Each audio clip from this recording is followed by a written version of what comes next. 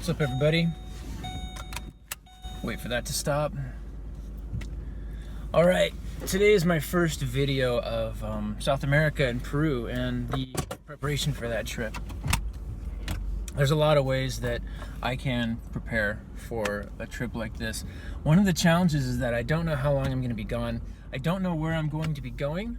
I don't know the different variations in weather that I might experience. And so, there's no way to think of everything. I may end up buying a motorcycle when I get to Peru and driving to Argentina, Chile, could do all of South America. I don't know. I could be there for a month and just hang out and then come back.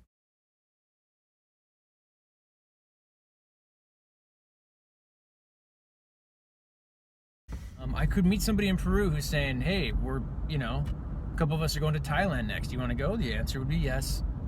Well, what about Kazakhstan? Kazakhstan. Yeah, I've always wanted to check that out. So how do you pack for a trip like that? How do you prepare? I'm going to start with what's probably the most overlooked for me and probably the most important part of preparation. It's one of the things that money can't fix. I don't have a lot of money, but there's a lot of problems and a lot of bad planning that can be fixed with just having some money at your disposal. But one of those problems that can't be fixed is me. So what does me look like? I happen to be a particularly rigid person. I take things too seriously. I have a special superpower. That is the ability to take something fun and turn it into a chore. Some of you might have that gift as well. I can do it with anything. It's pretty amazing. You put all that together, I get easily stressed out. Well, then what am I doing with all this traveling? Why do I take all these chances in my life? Why don't I live a normal, predictable, safe, secure life? I don't know. I just can't do it.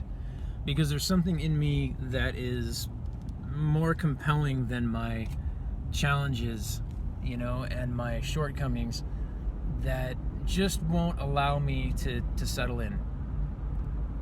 So the preparation for me and the dangers for me look something like this. I fly out of LA at 8 p.m. and I arrive in Lima, Peru at 8 a.m. And it's a 9-hour flight. Those are the rough numbers. It's like a 9-hour flight. I think it's a 2-hour time change. I'm not sure exactly. Point is, I'll be flying overnight. I'll be flying coach. I'll be flying with people I don't know, a situation I don't know. I haven't flown in a while.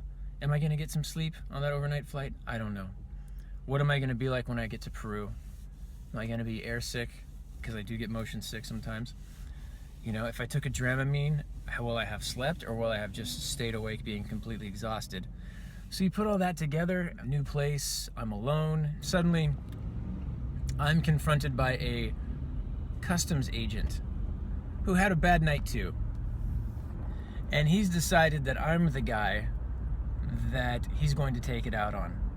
So now I'm just trying to get through this process, and I'm getting harassed by a Peruvian customs agent who's talking down to me through a pair of gold teeth, giving me that look.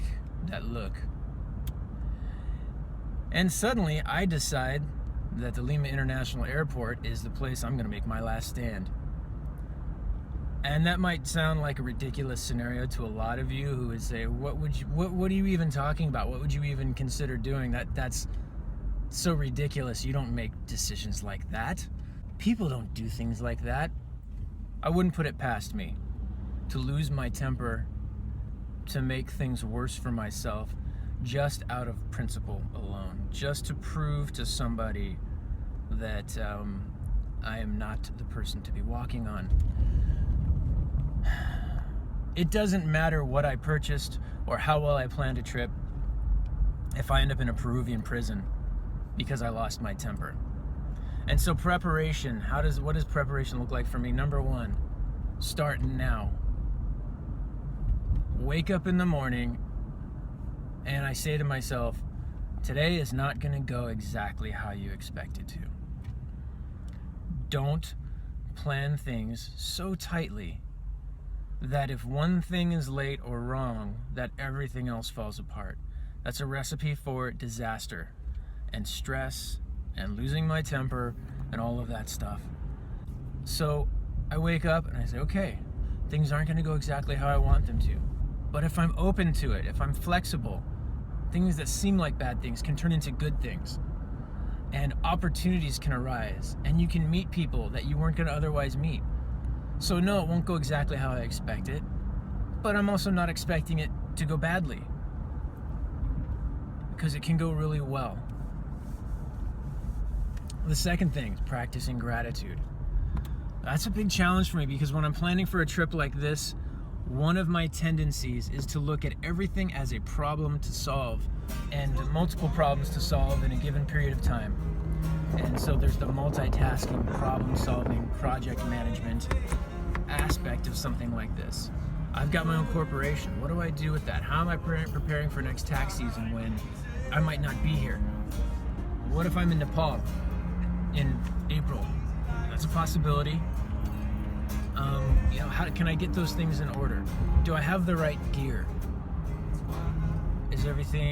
Are all my plans set? Am I taking the right medications? Where am I going? And when I say medications, I'm gonna fly into Cusco, which is by Machu Picchu. That's 11,000 feet altitude.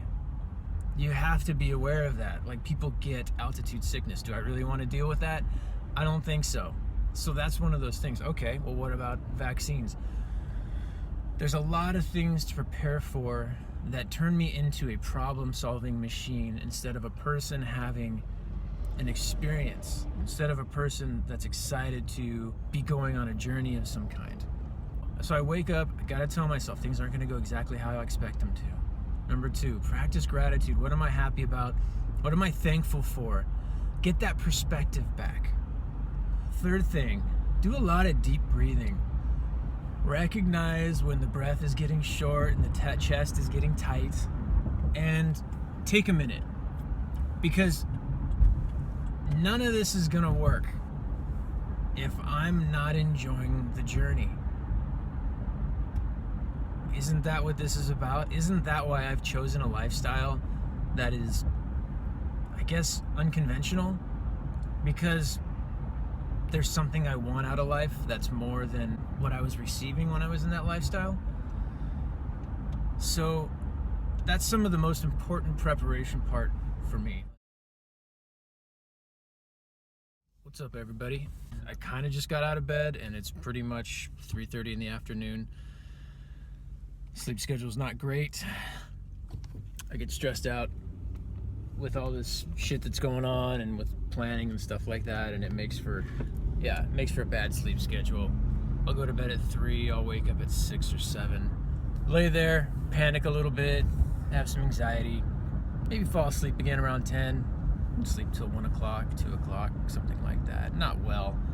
I'm probably woken up 10 times a night or something like that, so nothing too consistent with the sleep.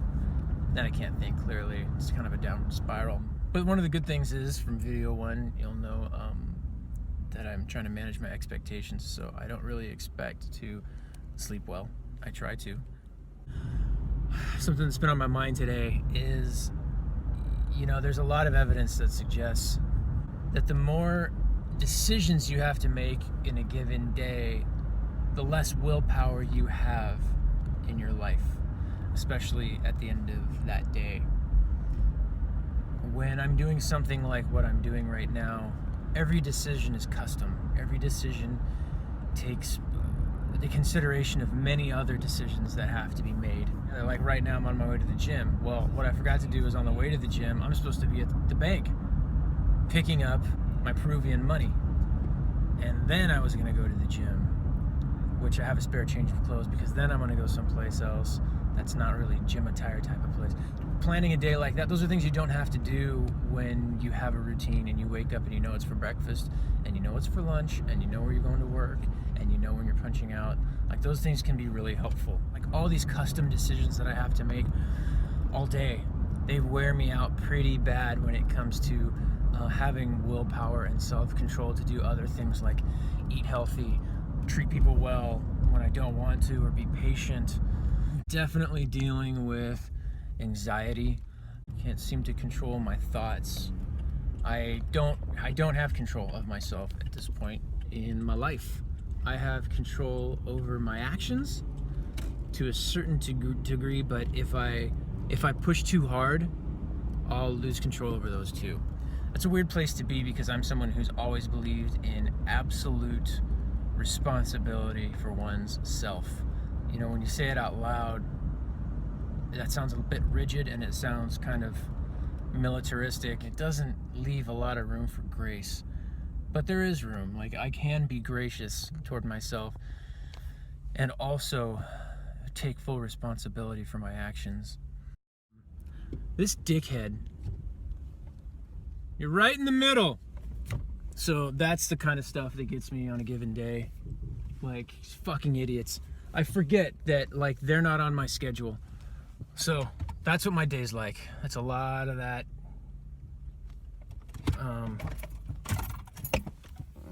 Because I forget that nobody's on my schedule. Nobody cares. They're living their lives, which seems important to them, like my life seems important to me. Oh God, it's crazy to me how important my life seems to me. It's ridiculous. It's whew. I got issues, man.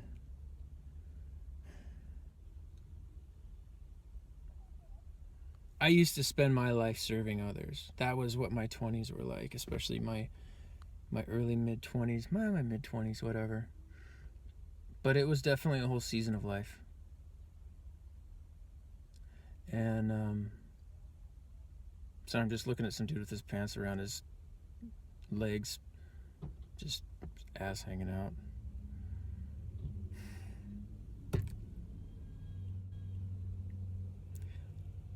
I spent my 20s at service, and I thought that was the way to go, but it was never enough service to make me feel okay about myself. It was never enough of anything to make me feel okay about myself.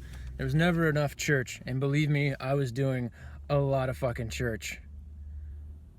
And I was doing a lot of service. It never made me okay. And then I went the other way, and I started working on me and saying, okay, let's put that aside. Let's put the service aside. We can't really help people right now until we get our shit together. And now I think it's turned into a sense of narcissism, complete self-focus. I lack perspective. My priorities are all fucked up.